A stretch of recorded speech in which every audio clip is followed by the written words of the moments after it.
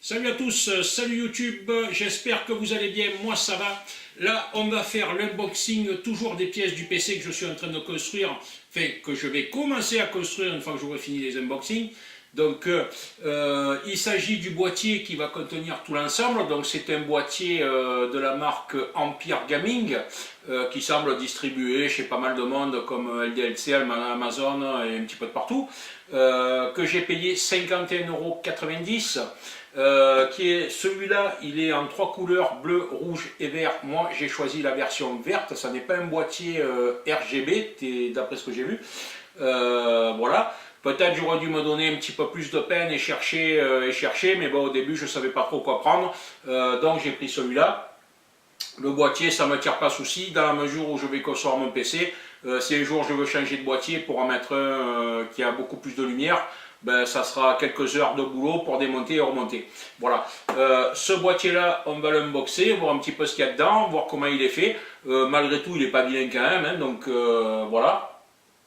Il est au format donc ATX, ITX et je ne sais plus quoi. Il a trois formats. Trois formats il me semble, donc c'est pas écrit. Voilà, bon. Ils sont pas très explicites, franchement. Maintenant, en plus, ça va. Au moins il y a des informations sur les produits que vous achetez, quoi. C'est lamentable. Donc voilà, allez, on va ouvrir ce boîtier et on va voir comment il est fait.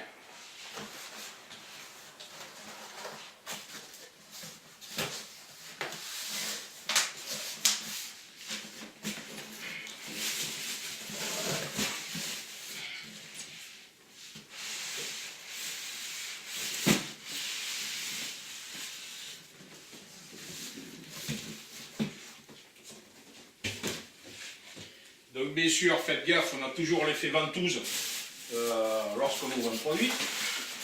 Alors, je vais mettre sur le côté.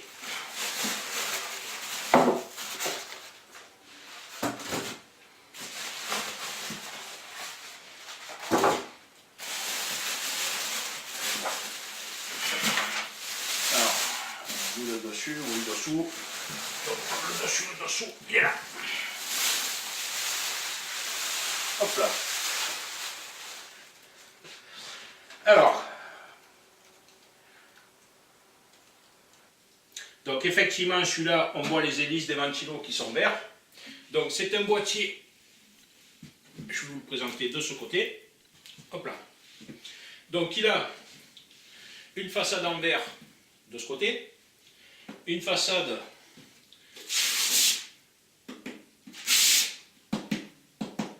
alors c'est du ça n'a pas l'air d'être du verre trempé, sauf erreur de ma part.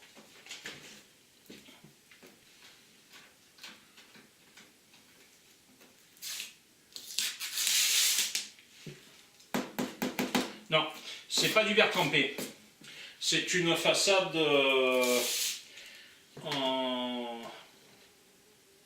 Je pense que c'est du macrolon, il me semble. Hein. Voilà, exactement. Bon, après, pour 51,90 €, honnêtement, je ne m'attendais pas à avoir du verre trempé. Les boîtiers, vous en trouvez jusqu'à plus de 300 €. Donc voilà.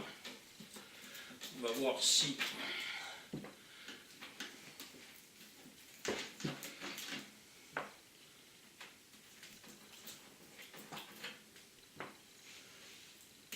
Ah. C'est bien serré quand même. Hein. Ah.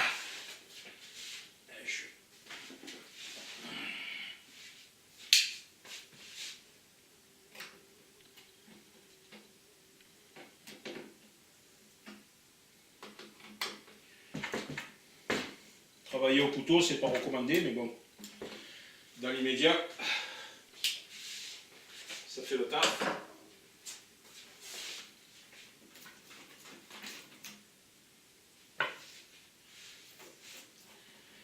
Alors vous en avez comme des portes sur charnière, bien sûr. Après, c'est toujours une question de prix, hein, voilà.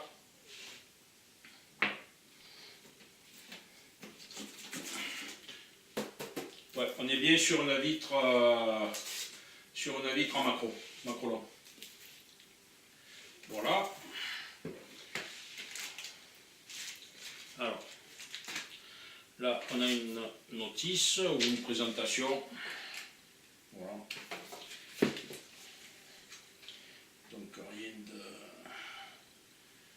de spectaculaire. Hein.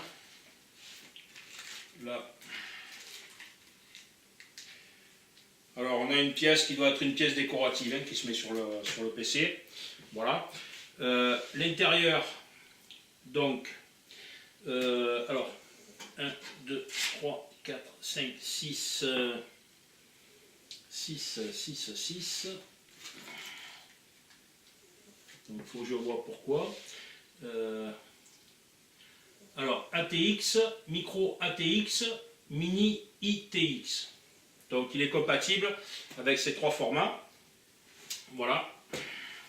Donc ce que je vous disais au moment où je vous ai présenté l'alimentation du PC, donc on voit ici les câbles des ventilateurs, des prises USB. Donc il a deux prises USB 3.0 en façade, un bouton rosette, un bouton marche arrêt, un bouton casque, un bouton micro et deux prises USB 2.0. Voilà. Plus une seule baie pour mettre un lecteur DVD si vous souhaitez en mettre un. Voilà. Il y a une partie ici au-dessus avec un filtre où on peut rajouter un ventilateur, donc il doit être, je pense, un ventilateur à 120 mm comme les autres, puisqu'il a trois ventilateurs en 120 mm. Voilà. Donc,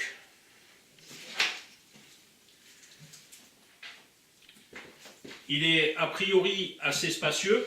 Il a ici des points de fixation donc pour les disques M2, mais je pense qu'il faut démonter un petit peu plus parce que je ne vois pas les plots de fixation. Voilà. Toute la câblerie passe derrière, il y a l'air d'avoir pas mal de place pour le cable management. Voilà.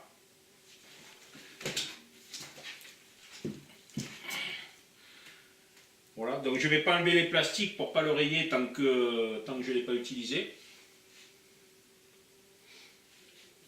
Après, donc vous voyez ce que je vous disais, ce boîtier, lorsque j'ai parlé des alimes, ce boîtier est pourvu d'un cache. Donc, si vous achetez une alime RGB, on a pas mal de trous ici. Ça permet à ce moment-là de voir un petit peu le RGB, mais ça va quand même masquer au minimum 50%.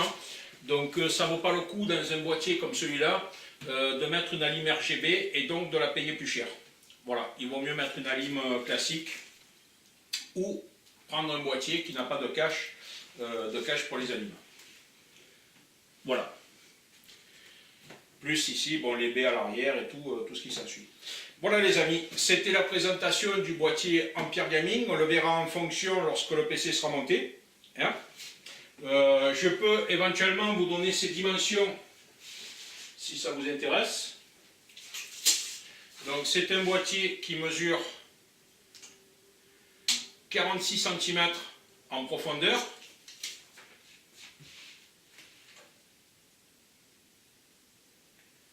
19 cm en largeur,